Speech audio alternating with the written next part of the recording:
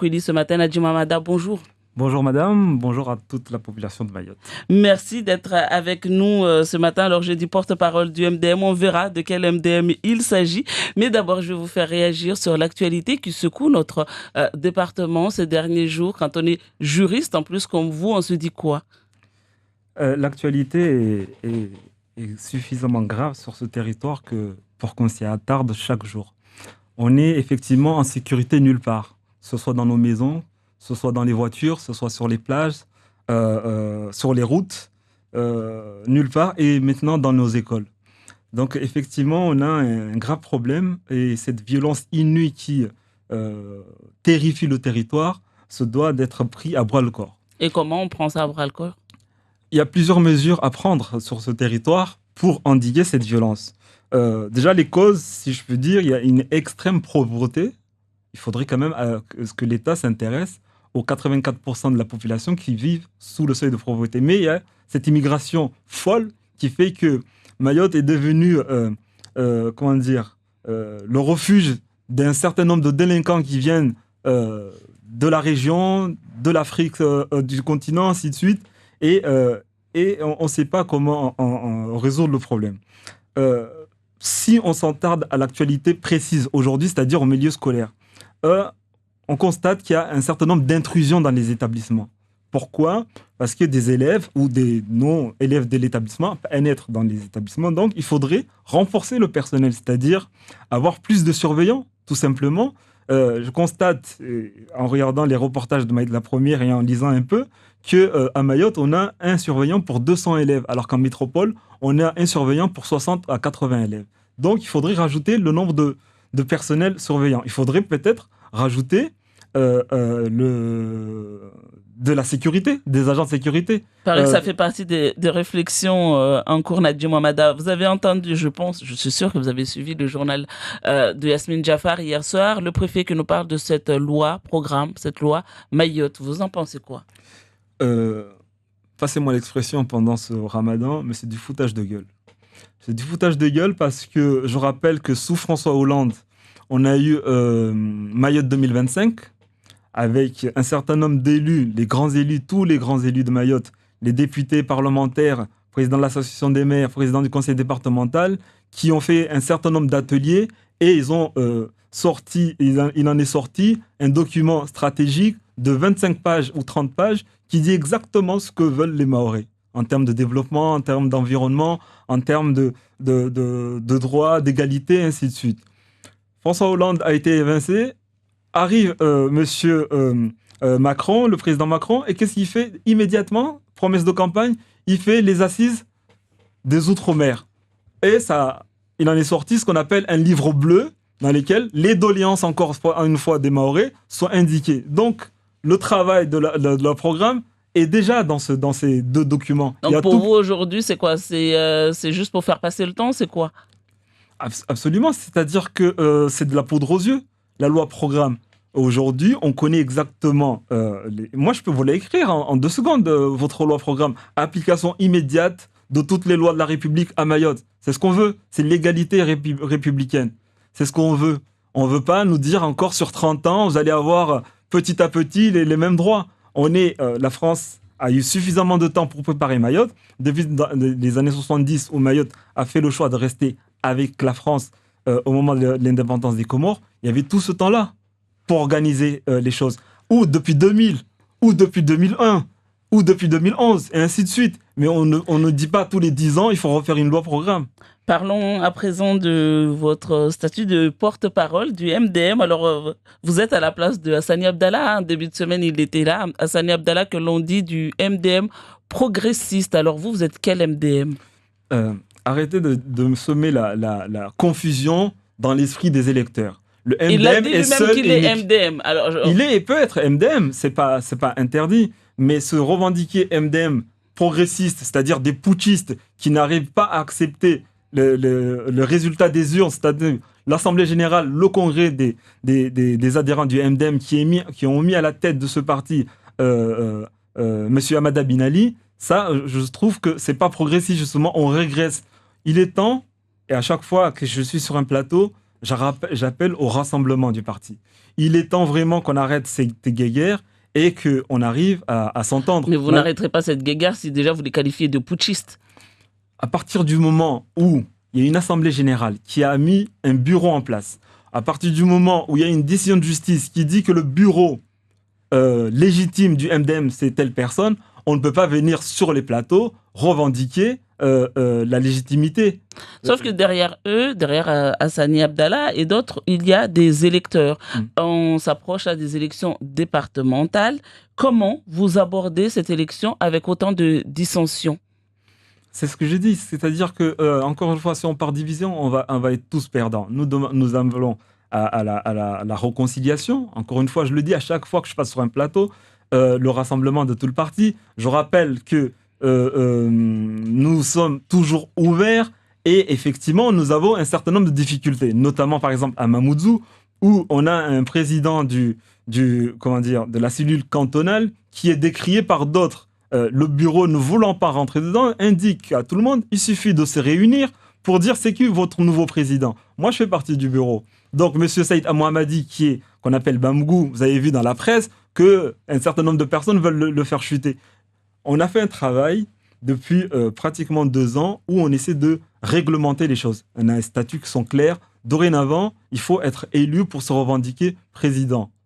Il faut être élu par une assemblée générale.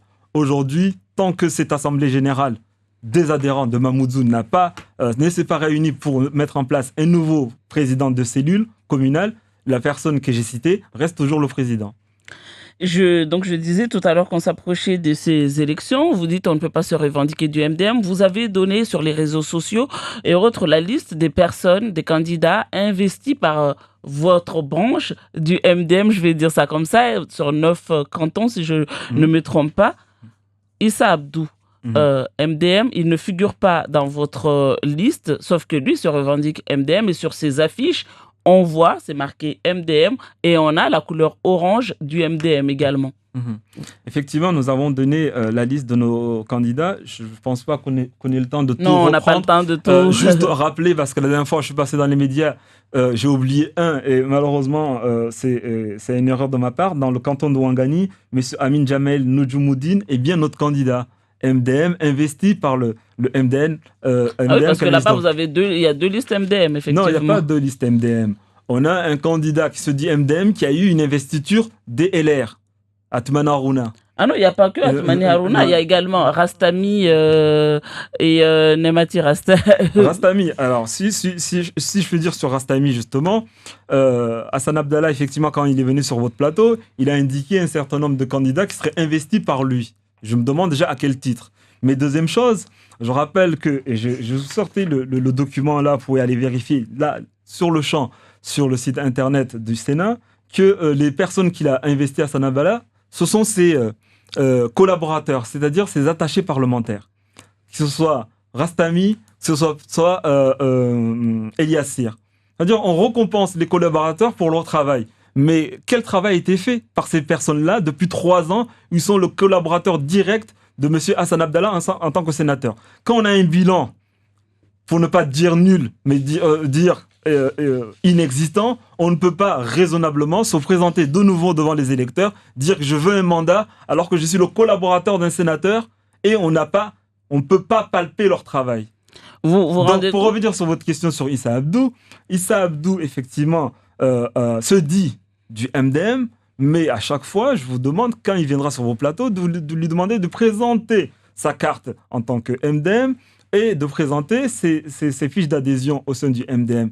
Le bonhomme n'a jamais adhéré au MDM, ne paye pas ses cotisations et dès qu'il est élu, quand il a été élu par le MDM, il a de suite tourné le dos au MDM.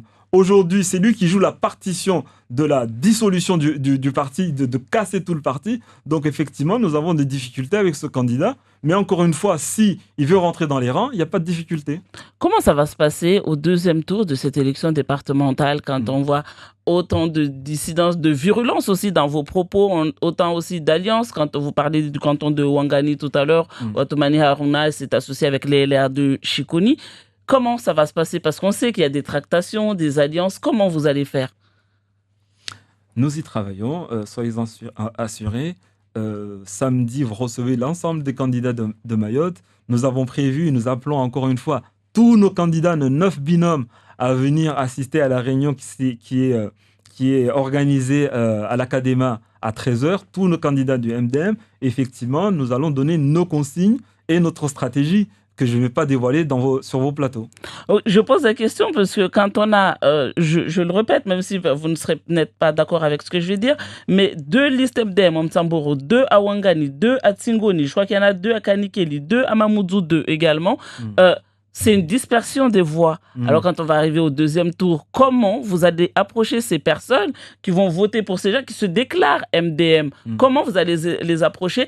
Surtout qu'on entend vos propos envers les autres. Ça va être compliqué après d'aller voir les gens et parler avec eux.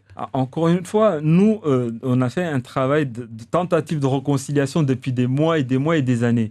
Si les gens ne veulent pas accepter les choses, l'ordre, c'est-à-dire, on a un bureau qui prend des décisions. On a une assemblée générale, c'est-à-dire un congrès qui ont mis en place un bureau.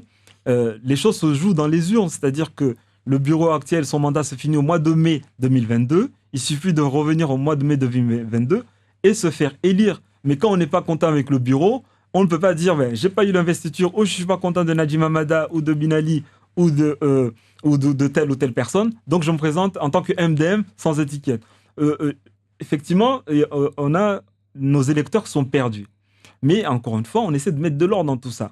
Notamment, on a protégé notre logo, le fameux Mbouyou, le baobab, la carte de la France avec la carte de Mayotte à l'intérieur, ces 2 symboles du MDM, le MDM en orange, tout ça, ça a été protégé à l'Institut national de la propriété intellectuelle. Aujourd'hui... Mais si on marque MDM en bleu, ça passe.